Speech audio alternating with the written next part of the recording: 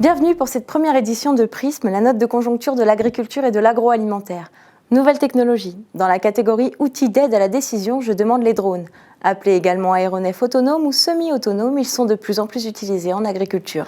Alors Véronique Vignier, bonjour. Bonjour. Vous êtes ingénieure conseil spécialiste du machinisme agricole au pôle études économiques du groupe Crédit Agricole. Alors Véronique, dites-nous, quelles sont les principales utilisations des drones aujourd'hui en France et en quoi font-ils progresser vers l'agriculture de précision ? Oui, les drones servent depuis de nombreuses années et dans de nombreux pays pour des traitements aériens, mais l'émergence d'une nouvelle génération de drones permet un usage en tant qu'outil de diagnostic. En effet, ces drones permettent de réaliser une cartographie exceptionnellement précise au centimètre près, et ce grâce à des capteurs évolués qui mesurent à la fois la biomasse, le stress hydrique des plantes, la densité foliaire, et qui permettent, une fois analysés et interprétés, de fournir une préconisation, un conseil agronomique qui répond au questionnement quoi, quand, où et avec quel dosage.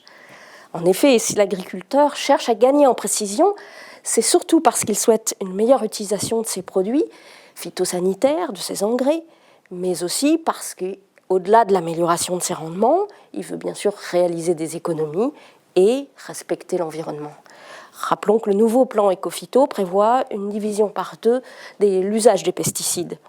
L'agriculture de précision est donc un concept qui utilise à la fois des données, mais qui suppose également d'avoir un équipement à même d'exploiter ces informations. Mais ça, c'est un autre sujet. Alors aujourd'hui, près de 25% des surfaces agricoles sont suivies par des sociétés qui utilisent des images satellites. Alors finalement, les drones et le satellite sont-ils complémentaires ou concurrents ? Oui, vous avez tout à fait raison de poser la question. La précision du drone est au centimètre près, celle du satellite est au mètre près. Bon, il y a une meilleure précision des données obtenues, mais en dehors de cela, les images sont du même ordre, c'est-à-dire qu'elles supposent de la même manière d'être analysées et interprétées pour être exploitables par l'agriculteur.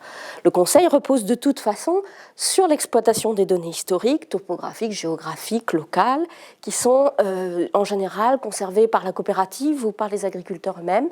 Donc la prescription est le résultat de données et d'expériences. Lorsque la société de conseil intervient avec ce type de service premium, elle intervient plutôt en complément du satellite parce que le coût en est 3 à 4 fois plus élevé pour l'instant.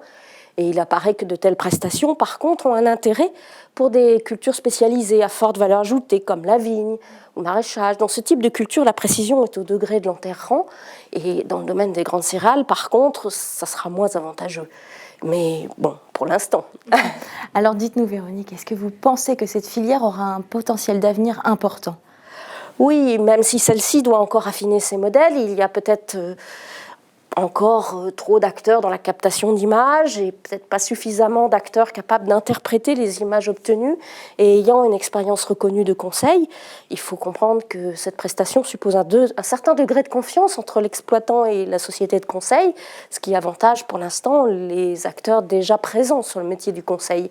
Elle jouera néanmoins un rôle complémentaire au satellite et elle s'appuie sur la qualité de conseil en agronomie de toute cette filière qui est quand même un des succès de l'agriculture française. Eh bien, c'est très encourageant. Merci Véronique. Et pour plus d'informations, consultez l'édition complète de Prisme, d'ores et déjà disponible en ligne. À bientôt pour le prochain numéro de Prisme.